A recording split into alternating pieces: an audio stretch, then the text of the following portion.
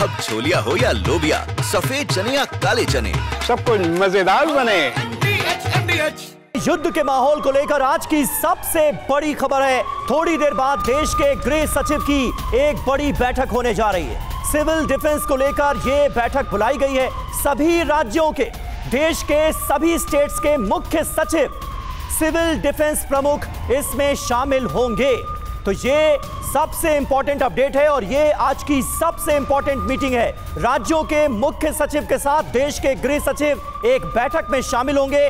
Civil defence प्रमुख भी इस बैठक में शामिल होंगे। अलग अलग राज्यों में कल यानी 7 मई को जिस तरह से सिविल डिफेंस मॉक ड्रिल की जानी है, उसको लेकर क्या स्ट्रैटेजी होगी, कैसे इस मॉक ड्रिल को जगह जगह अंजाम दिया जाएगा, कैसे आम सिविलियंस को आने वाली किसी भी आपदा से निपटने के लिए तैयार रखा जाएगा और कैसे उन्हें दी जाएगी ट्रेनिंग, इसको लेकर आज पूरा खाका माना जा रहा है कि इस मीटिंग में तैयार होगा।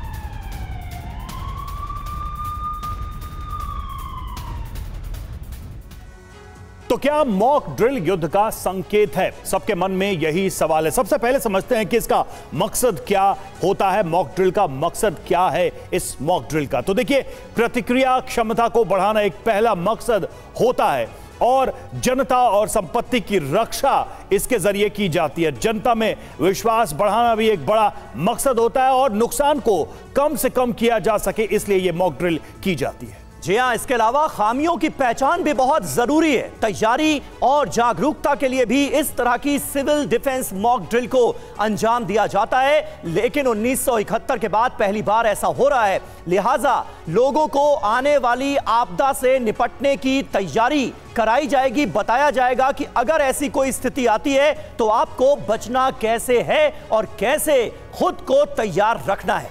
जंग से जूझने के लिए हर शहर तैयार होने वाला है। सिविल डिफेंस मॉक ड्रिल 54 साल बाद हो रही है। इससे पहले ऐसे हालात 1971 की जंग के वक्त बने थे, भारत पाकिस्तान वॉर के बीच बने थे। कैसे होगी ये ड्रिल, ये भी जानना आपके लिए जरूरी है। देश में कल यानी 7 मई को सिविल डिफेंस मॉक ड्रिल होने जा रही है। गृह मंत्रालय ने इस मॉक ड्रिल को लेकर निर्देश जारी कर दिए हैं। हवाई हमले की चेतावनी वाले सायरन इस दौरान बजेंगे। छात्रों, नागरिकों को खुद को बचाने की ट्रेनिंग दी जाएगी और हमले की स्थिति में खुद को कैसे बचाना है, खुद को सेफ कैसे रखना है, सुरक्षित कैसे रखना है, इसकी पूरी जानकारी लोगों को दी जाएगी।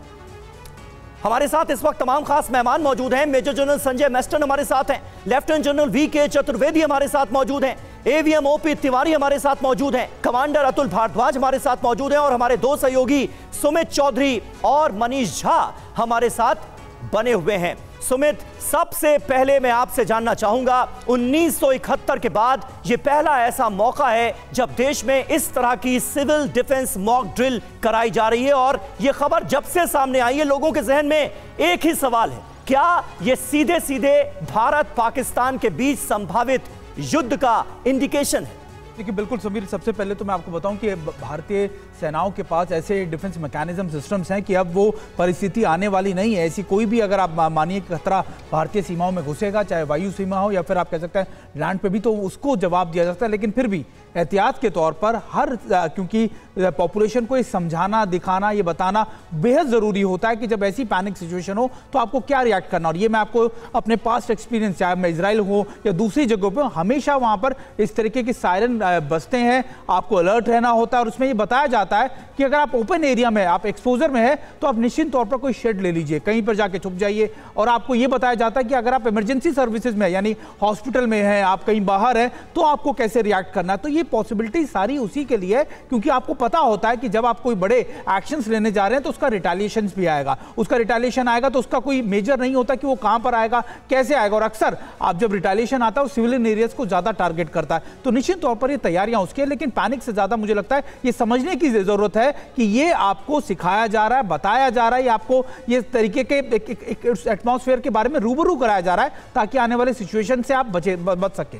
बिल्कुल, यानी अवेयर करना, अलर्ट करना इसका मकसद है और लोगों को एक तरीके से हालात, इस तरह के हालात के बीच में नुकसान को कैसे अवॉइड किया जाए, इसके लिए लोगों को जागरूक भी किया जाता है। और देखिए, भारत के हमले से पाकिस्तान बहुत खौफ में है, ये जैसा हम बता रहे हैं आपको, और वहां किस तरह के हालात है उस पर हम भी नजर डालेंगे। लेकिन मैस्टन सर, ये जो ड्रिल होगी या जो मॉक ड्रिल की हम बात कर रहे हैं, आप अपना एक्सपीरियंस कुछ हमारे दर्शकों के साथ शेयर करना चाहेंगे? क्योंकि भारत ने इसके पहले जंगें देखी हैं, लेकिन 71 के बाद इस तरह की कोई तैयारी नहीं हुई। लेकिन उसके पहले किस तरह की ड्रिल्स रही हैं हिंदुस्तान में, पहले क्या था और अब क्या अंतर आएगा? आपने सही बोला, 54 साल के बाद ये मॉक ड्रिल हो रही है। कारगिल युद्ध में ये मॉक ड्रिल नहीं हुई थी क्योंकि वो लोकलाइज्ड कॉन्फ्लिक्ट थी, मतलब एक सेक्टर में क्षेत्र थी। अब ये वाली जो लड़ाई है, इसमें देखिए साफ जाहिर है कि जो हमारी सेना है, तीनों अंग, वो कुछ ना कुछ तो करेंगे। और ख़ासकर ये जो पुलवामा हुआ था, बालाकोट स्ट्राइक, उसके बाद उससे काफ़ी हद तक बेहतर रहेगा। तो साफ जाहिर है कि ये होल ऑफ नेशन अप्रोच है और देशवासियों को तैयार रहना पड़ेगा, क्योंकि काउंटर स्ट्राइक्स वो कर सकते हैं। जैसे आपने देखा ये इजराइल हमास में, रशिया यूक्रेन में, तो काउंटर स्ट्राइक्स की कैपेबिलिटी है उनके पास। उसके बावजूद हमारी जो एयर डिफेंस कैपेबिलिटीज़ हैं, क्योंकि ये जितना है, चाहे एयर इंट्रूजन हो, चाहे ड्रोन से हो, चाहे मिसाइल से, हमारी एयर डिफेंस सिस्टम का बहुत कैपेबल है। लेकिन तो भी इसके बावजूद हो सकती है, एक आध स्ट्राइक आ सकती है। तो पहली बात, देशवासियों को घबराना नहीं चाहिए। नंबर एक, सबसे बड़ी जरूरत वो है।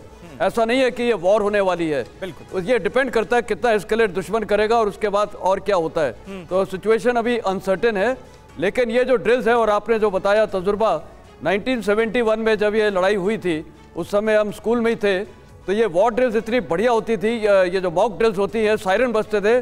तो आज देशवासियों को ये भी नहीं पता होगा कि सायरन की आवाज़ कैसी होती है, क्या ड्रिल्स हैं, तो और क्या उनको प्रिकॉशंस लेने हैं। खुले इलाके में है तो कहाँ छिपना है, बंद इलाके में है तो कहाँ छिपना है, कैमोफ्लाज कंसीलमेंट है, जो हमारे वीएस हैं, वीपीज हैं, उनको कैसे किया जाएगा। तो ये लोगों के लिए एक बेसिकली जागरूक है। बिल्कुल ठीक, ये जो ब्लैकआउट है, ठीक सर, जागरूकता की जरूरत भी है। और अगर ऐसा कोई बड़ा स्टेप हम उठाने जा रहे हैं, कोई बड़ा रिटेलिएशन उनकी तरफ से भी हो सकता है, इस बात का भी ख्याल रखना होगा और खुद को तैयार रखना होगा। अब छोलिया हो या लोबिया, सफेद चने या काले चने, सब कुछ मजेदार बने।